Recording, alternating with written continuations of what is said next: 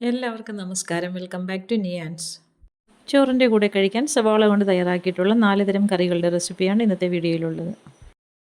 ആദ്യം ഒരു ഒഴിച്ചു കറിയാണ്. ഇതെങ്ങനെയാണ് തയ്യാറാക്കുന്നതെന്ന് നോക്കാം.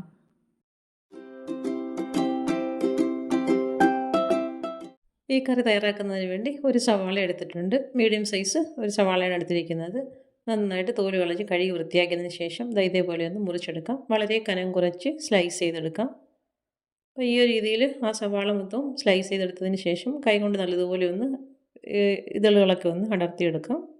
ഇനി അത് മാറ്റി വയ്ക്കാം. ഇനി കറി വയ്ക്കാനുള്ള ചട്ടിയിലേക്ക് വെളിച്ചെണ്ണ ഒഴിച്ചു കൊടുത്ത് ചൂടായി വരുമ്പോൾ കടുകും വറ്റൽമുളകും കറിവേപ്പിലയും കൂടി ഒന്ന് മൂപ്പിച്ചെടുക്കാം.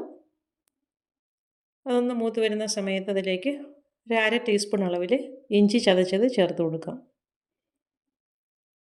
അപ്പോൾ ഇഞ്ചിയും ചേർത്ത് കൊടുത്തതിന് ശേഷം അതിനെ ഒന്ന് മൂപ്പിച്ചെടുക്കണം. ഇഞ്ചി നന്നായിട്ട് മൂത്ത് വരുന്ന സമയത്ത് അരിഞ്ഞു വെച്ചിരിക്കുന്ന സവാള ഇതിലേക്ക് ഇട്ട് കൊടുക്കാം. സവാള ഇട്ട് കൊടുത്തതിന് ശേഷം ആവശ്യത്തിനുള്ള ഉപ്പും കൂടി ഇതിലേക്ക് ചേർത്ത് കൊടുക്കാം. ഉപ്പ് ഇട്ട് കൊടുത്തിട്ട് നന്നായിട്ടൊന്ന് വഴറ്റിയെടുക്കണം. അപ്പോൾ ചേർത്ത് കൊടുത്ത സവാള എണ്ണയിൽ കിടത്ത് നന്നായിട്ടൊന്ന് വഴണ്ട് വരണം. ആ സമയം അത്രയും ഒന്ന് ഇളക്കി കൊടുക്കാം. അത് ഇതേപോലെ നന്നായിട്ട് വഴണ്ട് വരുന്ന സമയത്ത് ഇതിലേക്ക് ഇനി മുളക് പൊടി ചേർത്ത് കൊടുക്കണം. 1 ടീസ്പൂൺ അളവിൽ നിറയെ മുളക് പൊടി ചേർത്ത് കൊടുക്കാം. ഒരു 1/4 ടീസ്പൂൺ അളവിൽ മഞ്ഞൾപ്പൊടിയും കൂടി ചേർത്ത് കൊടുക്കാം. ഇനി ചേർത്ത് കൊടുത്ത മസാലയുടെയൊക്കെ പച്ചമണം മാറുന്നത് വരെ നന്നായിട്ടൊന്ന് മൂപ്പിച്ച് കൊടുക്കാം. അപ്പോൾ ഫ്ലെയിം നല്ലതുപോലെ ഒന്ന് സിമ്മിലാക്കി കൊടുത്തതിന് ശേഷം ഇതേപോലെ ഒന്ന് മൂപ്പിച്ചെടുക്കാം.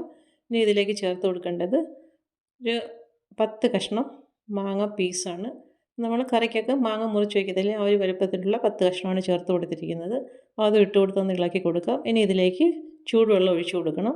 അപ്പോൾ ഈ മാങ്ങയും സവാളയൊക്കെ ഒന്ന് വെന്ത് കിട്ടണം. ആ ഒരു രീതിയിൽ കുറച്ച് വെള്ളം ഒഴിച്ചു കൊടുത്ത് നന്നായിട്ടൊന്ന് ഇളക്കി കൊടുക്കാം. ചൂടുവെള്ളമാണ് ചേർത്ത് കൊടുക്കേണ്ടത്. അപ്പോൾ ഈ ഒരു രീതിയിൽ നന്നായിട്ട് ഇളക്കി കൊടുത്തതിന് ശേഷം ചട്ടി മൂടി വെച്ചൊന്ന് വേവിച്ചെടുക്കാം. അത് വേകുന്ന സമയം കൊണ്ട് കുറച്ച് തേങ്ങ ഒന്ന് അരച്ചെടുക്കണം. അപ്പം കുറച്ച് തേങ്ങ മിക്സിയുടെ ജാറിലേക്ക് ഇട്ട് കൊടുത്ത് അരയാൻ ആവശ്യമുള്ള വെള്ളവും കൂടി ഒഴിച്ചു കൊടുത്ത് ഒന്ന് അരച്ചെടുക്കാം. തേങ്ങ അരച്ച് ചേർക്കുന്നില്ലെങ്കിൽ തേങ്ങ പാൽ ചേർത്ത് കൊടുത്താലും മതിയാകും. ഇപ്പോൾ അത് കഷ്ണങ്ങളൊക്കെ നന്നായിട്ടൊന്ന് വെന്ത് വന്നിട്ടുണ്ട്. സവാളയും മാങ്ങയൊക്കെ നല്ലതുപോലെ വെന്ത് വന്നിട്ടുണ്ട്. ഈ സമയത്ത് അരച്ച് വെച്ചിരിക്കുന്ന അരപ്പ് ഇതിലേക്ക് ഒഴിച്ചു കൊടുക്കാം. ഇനി ആവശ്യത്തിനുള്ള വെള്ളവും കൂടി ചേർത്ത് കൊടുക്കാം. വെള്ളവും ചേർത്ത് കൊടുത്തതിന് ശേഷം ഉപ്പ് നോക്കാം. ഉപ്പ് കുറവുണ്ടെന്നുണ്ടെങ്കിൽ ആവശ്യത്തിനുള്ള ഉപ്പും കൂടി ചേർത്ത് കൊടുക്കാം. അത് ഈ ഒരു രീതിയിൽ ആവശ്യത്തിനുള്ള ഗ്രേവി ആക്കി കൊടുക്കണം. അപ്പം ഉപ്പ് കുറവുണ്ടായിരുന്നു, ആ സമയത്ത് ഉപ്പും കൂടി ചേർത്ത് കൊടുക്കുന്നുണ്ട്. ഉപ്പും ചേർത്ത് കൊടുത്ത് നന്നായിട്ടൊന്ന് ഇളക്കി കൊടുക്കാം. പിന്നെ മൂടി വെച്ച് കറി നന്നായിട്ടൊന്ന് തിളപ്പിച്ചെടുക്കണം. ഇപ്പം എന്താ കറി നന്നായിട്ട് തിളച്ച് വരുന്നുണ്ട്. ഈ സമയം നല്ലതുപോലെ ഒന്ന് ഇളക്കി കൊടുക്കാം. ഇളക്കി കൊടുത്തതിന് ശേഷം ഫ്ലെയിം ഒന്ന് സിമ്മിലാക്കി കൊടുത്തിട്ട് ഒന്നുകൂടി ഒന്ന് മൂടി വെച്ച് കൊടുക്കാം. എണ്ണയൊക്കെ ഒന്ന് തെളിഞ്ഞ് കിട്ടണം. ആ ഒരു സമയത്തേക്ക് ഒന്ന് മൂടി വെച്ച് കൊടുക്കാം.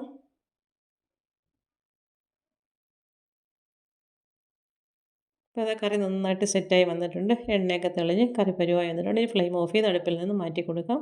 നല്ല അടിപൊളി ടേസ്റ്റാണ്. സവാള കൊണ്ട് ഈ ഒരു കറി ഇങ്ങനെയൊന്ന് തയ്യാറാക്കി നോക്കൂ. അടുത്തത് സവാള കൊണ്ടുള്ള തോരനാണ്. ഇതെങ്ങനെയാണ് തയ്യാറാക്കുന്നത് നോക്കാം. ഇത് തയ്യാറാക്കുന്നതിന് വേണ്ടി ഞാൻ 2 സവാള എടുത്തിട്ടുണ്ട്. ഒരു മീഡിയം വലുപ്പത്തിലുള്ള 2 സവാളയാണ്. ഇനി അത് നന്നായിട്ടൊന്ന് തൊലി കളഞ്ഞ് കഴുകി വൃത്തിയാക്കി എടുക്കാം. ഇതേപോലെ നന്നായിട്ട് കഴുകിയതിന് ശേഷം സവാള ഇതേപോലെ രണ്ടായിട്ടൊന്ന് മുറിച്ചെടുക്കാം. അതിനുശേഷം ഇതിനെ ഒന്ന് ചെറിയ ചെറിയ പീസസായിട്ട് സ്ക്വയർ പീസസായിട്ട് ഒന്ന് കട്ട് ചെയ്തെടുക്കണം. വളരെ ചെറുതായിട്ടാണ് അരിഞ്ഞെടുക്കേണ്ടത്. നമുക്ക് ഏത് രീതിയിലാണോ അങ്ങനെ അരിഞ്ഞെടുക്കാൻ പറ്റുന്നത് അതേപോലെ ഒന്ന് അരിഞ്ഞെടുക്കണം. ഇതേപോലെ ഈ എടുത്ത് വെച്ചിരിക്കുന്ന 2 സവാളയും അരിഞ്ഞെടുക്കാം.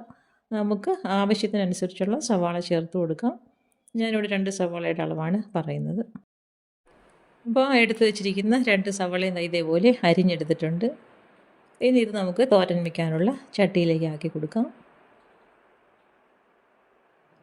ഇതേപോലെ ചട്ടിയിലേക്ക് ഇട്ട് കൊടുക്കാം. ഇട്ട് കൊടുത്തതിന് ശേഷം ഇനി അതിലേക്ക് ആവശ്യത്തിനുള്ള ഉപ്പും കൂടി ചേർത്ത് കൊടുക്കാം. ഉപ്പ് ചേർത്ത് കൊടുത്തതിന് ശേഷം അതിനെ അങ്ങോട്ട് മാറ്റി വയ്ക്കാം. ഇനി നമുക്ക് ഇതിലേക്ക് ഒരു അരപ്പ് തയ്യാറാക്കി എടുക്കണം. അതിനുവേണ്ടി ആവശ്യത്തിനുള്ള തേങ്ങ ചിരകിയത് മിക്സിയുടെ ജാറിലേക്ക് ഇട്ട് കൊടുക്കാം. ഇനി അതിലേക്ക് എരിവിന് ആവശ്യമുള്ള ഒരു പച്ചമുളക് ചേർത്ത് കൊടുക്കുന്നുണ്ട്. അതുപോലെ തന്നെ ഒരു 1/2 ടീസ്പൂൺ അളവിൽ മുളക് പൊടിയും കൂടി ചേർത്ത് കൊടുക്കുന്നുണ്ട്. ഇനി ഇത് രണ്ടും കൂടി ചേർത്ത് നന്നായിട്ടൊന്ന് ചതച്ചെടുക്കാം. ഈ ഒരു രീതിയിൽ ചതച്ചെടുത്തിട്ടുണ്ട്. ഇനി നമ്മൾ എടുത്തു വെച്ചിരിക്കുന്ന സവാള അരിഞ്ഞ ചട്ടിയിലേക്ക് അരപ്പും കൂടി ചേർത്ത് കൊടുക്കാം. അരപ്പും ചേർത്ത് കൊടുത്തതിന് ശേഷം മുകൾ വശം ഒന്ന് നിരത്തി കൊടുക്കാം. നിരത്തി കൊടുത്തതിന് ശേഷം ലേശം വെള്ളം, 1 ടേബിൾ സ്പൂൺ വെള്ളം മതിയാകും, ഇതിലേക്ക് ഒഴിച്ചു കൊടുക്കാം. അതിന് ശേഷം ചട്ടി മൂടി വെച്ച് അടുപ്പിലേക്ക് വെച്ച് കൊടുത്തൊന്ന് വേവിച്ചെടുക്കാം. സവാള ഒന്ന് ആവി കയറി കിട്ടിയാൽ മതിയാകും. ഒരുപാട് വെന്ത് കുഴഞ്ഞു പോകരുത്. സവാളയുടെ ചെറിയ കരികരിപ്പൊക്കെ അതിൽ വേണം.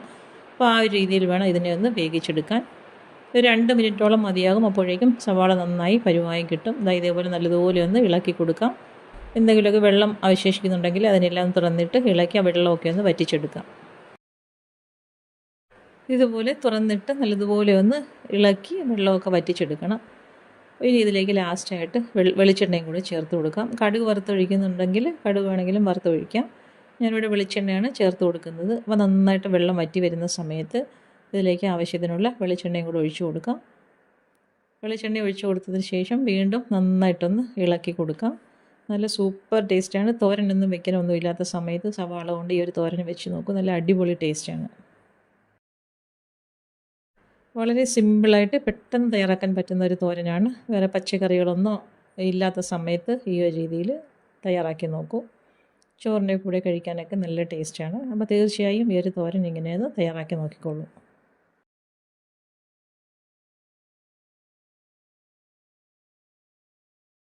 അടുത്തത് സവാള കൊണ്ടുള്ള അച്ചാറാണ്. ഇതെങ്ങനെയാണ് തയ്യാറാക്കുന്നതെന്ന് നോക്കാം. ഇത് തയ്യാറാക്കുന്നതിന് വേണ്ടി ഞാൻ 2 വലിയ സവാളയാണ് എടുത്തിരിക്കുന്നത്. തൊലി കളഞ്ഞ് നന്നായി കഴുകി വൃത്തിയാക്കിയതിന് ശേഷം ഇതിനെ ഒന്ന് സ്ലൈസ് ചെയ്തെടുക്കാം. ഇതുപോലെ കുറച്ച് വലിയ പീസസ് ആയിട്ട് വേണം സ്ലൈസ് ചെയ്തെടുക്കാൻ. പിന്നീട് അതിനെ നമുക്കൊന്ന് വിടർത്തിയെടുക്കണം. ഈ ഒരു രീതിയിൽ ആ 2 സവാളയും മുറിച്ചെടുക്കാം. നമുക്ക് കറി വയ്ക്കാനൊക്കെ മടിയുള്ള സമയത്തോ അല്ലെങ്കിൽ കറിയൊന്നും ഇല്ലാതിരിക്കുന്ന സമയത്തോ വളരെ ഈസി ആയിട്ട് പെട്ടെന്ന് തന്നെ നമുക്കിത് തയ്യാറാക്കിയെടുക്കാൻ പറ്റും. ഈ ഒരു രീതിയിൽ അത്യാവശ്യം കനത്തിൽ തന്നെ കട്ട് ചെയ്തെടുത്തതിന് ശേഷം ഓരോ ഇതളുകളും ഇങ്ങനെ ഒന്ന് അടർത്തി മാറ്റിയെടുക്കാം. ഓരോന്നും ഇങ്ങനെ അടർത്തിയെടുത്തതിന് ശേഷം നമുക്കൊരു ബൗളിലേക്ക് ഇട്ട് കൊടുക്കാം. ഇനി ഇതിലേക്ക് ചേർത്ത് കൊടുക്കേണ്ടത് പച്ചമുളകാണ്. അത്യാവശ്യം വലിപ്പമുള്ള 2 പച്ചമുളക് വളരെ ചെറുതായിട്ട് കട്ട് ചെയ്തത് ഇതിലേക്ക് ഇട്ട് കൊടുക്കാം. ഇനി ആവശ്യത്തിനുള്ള ഉപ്പ് ചേർത്ത് കൊടുക്കാം. കുറച്ച് വിനാഗിരി ചേർത്ത് കൊടുക്കാം. ഒരു 1/4 കപ്പോളം വിനാഗിരി ഇതിലേക്ക് ചേർത്ത് കൊടുക്കാം. അത്യാവശ്യം പുളി വേണം, എന്നാലേ ഇത് കൊള്ളാവും. അപ്പോൾ ഈ ഒരു രീതിയിലെല്ലാം ചേർത്ത് കൊടുത്തതിന് ശേഷം കൈകൊണ്ട് നന്നായിട്ട് ഇതേപോലെ ഒന്ന് തിരുമ്മി യോജിപ്പിച്ചെടുക്കാം. ഇതെല്ലാം കൂടെ മിക്സ് ചെയ്തതിന് ശേഷം ഇതിനെ നമുക്ക് അങ്ങോട്ട് മാറ്റി വയ്ക്കാം. ഇനി അടുപ്പിലേക്കൊരു പാൻ വെച്ച് കൊടുത്തിട്ട് അതിലേക്ക് കുറച്ച് നല്ലെണ്ണ ഒഴിച്ചു കൊടുക്കാം. എണ്ണ ചൂടായിരുമ്പോൾ അതിലേക്ക് കടുക് ഇട്ട് കൊടുത്ത് പൊട്ടിക്കാം. അതിൻ്റെ കൂടെ തന്നെ 2 വറ്റൽമുളക് ചെറുതായിട്ട് കട്ട് ചെയ്തതും കൂടി ഇട്ട് കൊടുക്കാം. കറിവേപ്പിലയും ഇട്ട് കൊടുത്തതിന് ശേഷം ഒന്ന് മൂപ്പിച്ചെടുക്കാം. എണ്ണ ചേർത്ത് കൊടുക്കുന്നത് നല്ലെണ്ണ തന്നെ ചേർത്ത് കൊടുത്തോളൂ, അതാണ് ഇതിൻ്റെ ടേസ്റ്റ്. ഇനി ഇതിലേക്ക് 3-4 വെളുത്തുള്ളി തൊലി കളഞ്ഞ് ചെറുതായിട്ട് കട്ട് ചെയ്തതും കൂടി ചേർത്ത് കൊടുത്ത് മൂപ്പിച്ചെടുക്കാം. എല്ലാം കൂടി മൂത്ത് വരുമ്പോൾ അതിലേക്ക് 1 ടേബിൾ സ്പൂൺ കാശ്മീരി മുളക് പൊടിയും 1/4 ടീസ്പൂൺ മഞ്ഞൾപ്പൊടിയും 1/4 ടീസ്പൂൺ കായപ്പൊടിയും കൂടി ചേർത്ത് കൊടുത്ത് നല്ലതുപോലെ ഒന്ന് മൂപ്പിച്ചെടുക്കാം. മസാല ഇട്ട് കൊടുക്കുന്നതിന് മുന്നേ തന്നെ ഫ്ലെയിം നന്നായി സിമ്മിലാക്കി കൊടുക്കണം. ഇനി നല്ലതുപോലെ ഇതിനെ ഒന്ന് മൂപ്പിച്ചെടുക്കാം. ഈ രീതിയിൽ നന്നായിട്ട് മൂത്ത് വരുമ്പോൾ ഫ്ലെയിം ഓഫ് ചെയ്ത് കൊടുക്കാം. ഇനി നമുക്കിത് നേരത്തെ തയ്യാറാക്കി വെച്ചിരിക്കുന്ന സവാളയിലേക്ക് ചേർത്ത് കൊടുക്കാം.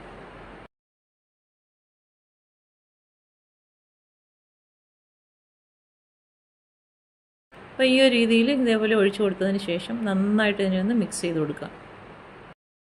മുളക് പൊടിയൊക്കെ മൂപ്പിച്ച് നമ്മൾ ചൂടോടുകൂടി തന്നെയാണ് ഇതിലേക്ക് ഒഴിച്ചു കൊടുക്കുന്നത്. അപ്പം അങ്ങനെ ഒഴിച്ചു കൊടുത്തതിന് ശേഷം ഉപ്പും പുളിയൊക്കെ ഒന്ന് നോക്കാം. ഈ സമയത്ത് എന്തെങ്കിലും കുറവുണ്ടെന്നുണ്ടെങ്കിൽ ചേർത്ത് കൊടുക്കാം. ഇത് കഴുകി വൃത്തിയാക്കി ഉണങ്ങിയ എന്തെങ്കിലും പാത്രത്തിലേക്ക് ആക്കി കൊടുത്ത് ഫ്രിഡ്ജിലേക്ക് വെച്ച് കൊടുക്കാം. പിന്നീട് നമുക്ക് ആവശ്യത്തിനടുത്ത് ഉപയോഗിക്കാം.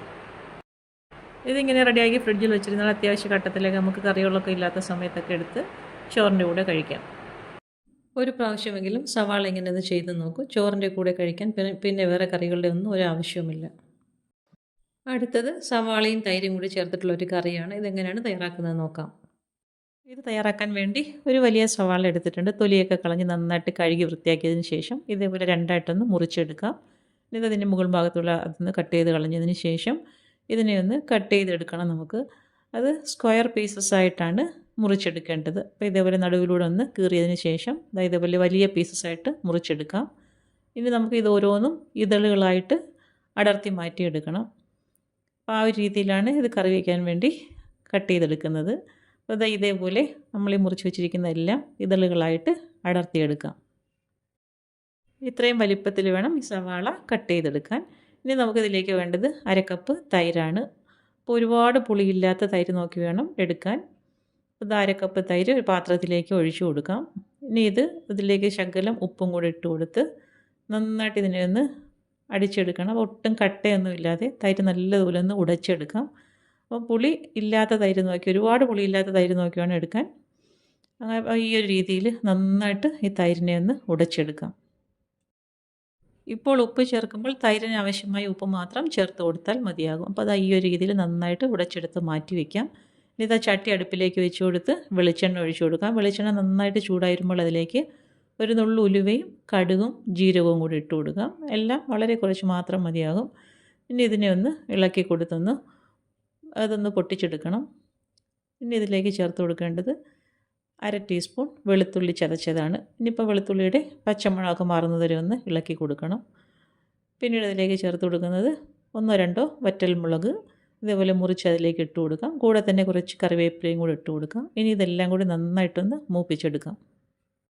ഇതെല്ലാം കൂടെ മൂത്ത് വരുമ്പോൾ ഇനി ഇതിലേക്ക് ഒരു 3 പച്ചമുളകും കൂടി ചേർത്ത് കൊടുക്കാം. അരികെ ഇതേപോലെ പിളർന്നിട്ട് എണ്ണയിലേക്ക് ഇട്ട് കൊടുക്കാം. അപ്പോൾ പച്ചമുളക് നന്നായിട്ട് എണ്ണയിൽ കിടന്നൊന്ന് വഴണ്ട് ഉൾഭാഗമൊക്കെ നല്ലതുപോലെ ഒന്ന് വെന്ത് വരണം. അപ്പോൾ അതാ ഇപ്പം പച്ചമുളക് നന്നായിട്ട് പരുവായി വന്നിട്ടുണ്ട്. ഇനി ഇതിലേക്ക് ഒരു 1/4 ടീസ്പൂൺ മഞ്ഞൾപ്പൊടിയും ഒരു 1/4 ടീസ്പൂണോളം കായപ്പൊടിയും കൂടെ ചേർത്ത് കൊടുക്കാം. ഇനി അതിൻ്റെയും കൂടെ പച്ചമണം മാറുന്നത് വരെ ഒന്ന് വഴറ്റി കൊടുക്കാം.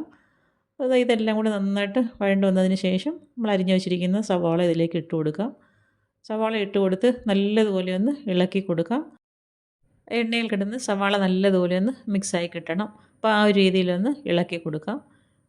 അതിനുശേഷം ഇതിലേക്ക് ആവശ്യത്തിനുള്ള ഉപ്പും കൂടെ ചേർത്ത് കൊടുക്കണം. നമ്മൾ നേരത്തെ തൈരിൽ മാത്രമേ ഉപ്പ് ചേർത്ത് കൊടുത്തിട്ടുള്ളായിരുന്നു.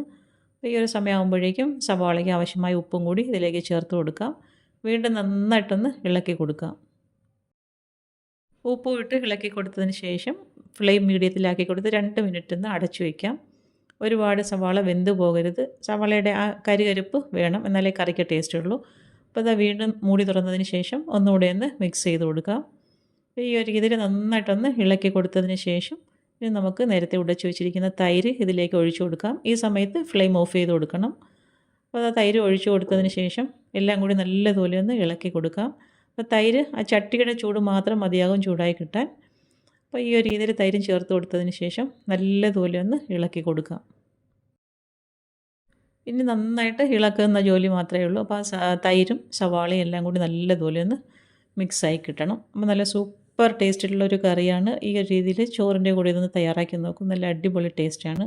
ഉറപ്പായിട്ടും ഈ ഒരു കറി ഇങ്ങനെയൊന്ന് ചെയ്ത് നോക്കും. അപ്പോൾ ഇന്നത്തെ വീഡിയോ ഇത്രയേ ഉള്ളൂ. ഇഷ്ടമായാൽ ലൈക്ക് ചെയ്ത് സബ്സ്ക്രൈബ് ചെയ്ത് സപ്പോർട്ട് ചെയ്തേക്കോ. എന്തെങ്കിലുമൊക്കെ അഭിപ്രായങ്ങളുണ്ടെങ്കിൽ കമൻറ്റ് ചെയ്യൂ. വീണ്ടും അടുത്ത വീഡിയോയിൽ കാണുന്നതുവരെ ബൈ ഫ്രം നീ ആൻഡ്സ്. Thanks for watching.